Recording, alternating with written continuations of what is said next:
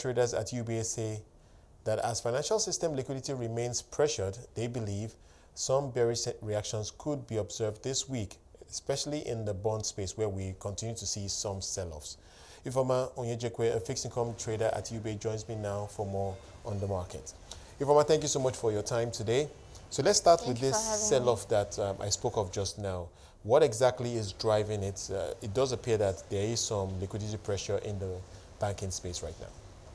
Yes, so if you look at from the beginning of this week, the market has been in the red.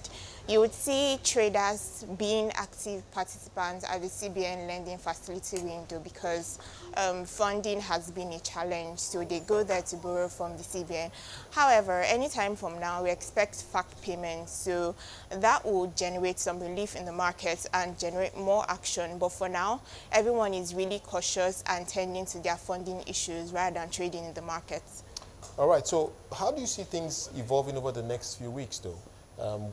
Where are we expecting more liquidity apart from the FAC allocations? Well, there's also UMU maturity payments of about 55 billion next week. But barring that, we don't expect any more inflow into the markets. All right, and so how do you see the trends in terms of yields in the treasury bill market and the bond market playing out over the next week or so, given the liquidity pressures that we're seeing right now?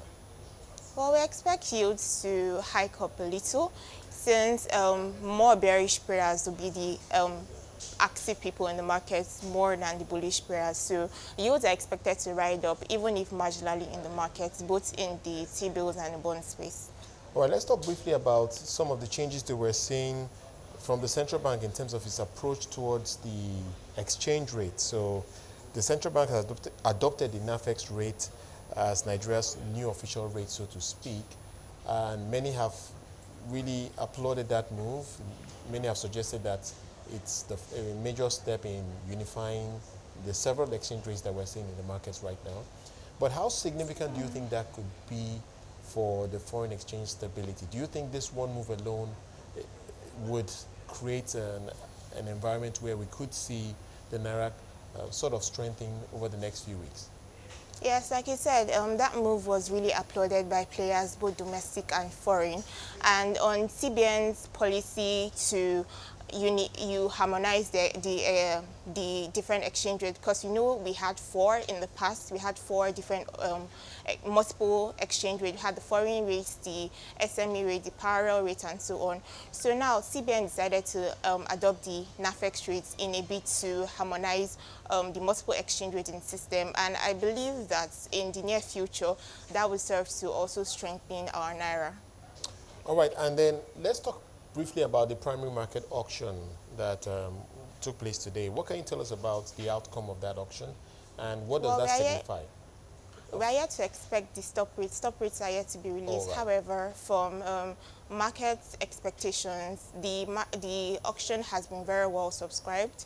We're just waiting for the result of the auction, but sentiments are gearing towards an increase in the 364-day rates. All right, but if I can take you back to the foreign exchange market. Now, we didn't hear much from the MPC yesterday in terms of foreign exchange policy. But what do you think could change the game in terms of how, especially foreign investors, view the Nigerian market and potentially could bring more dollars this way? Well, to be honest, I'm not exactly sure that anything will change for now. Everyone is just watching to see what the CBN's move would be. People were expecting maybe some change in the key rates, but that was held constant in addition to all other policy parameters, because we saw in 2020 the rate was cut by 200 basis points in a bid to energize the Nigerian economy as a result of the COVID lockdowns and plunge in oil prices. So that was the key rate was what people were looking towards, and not much of foreign exchange. But we'll just keep watching and looking up to any other changes in the CBN.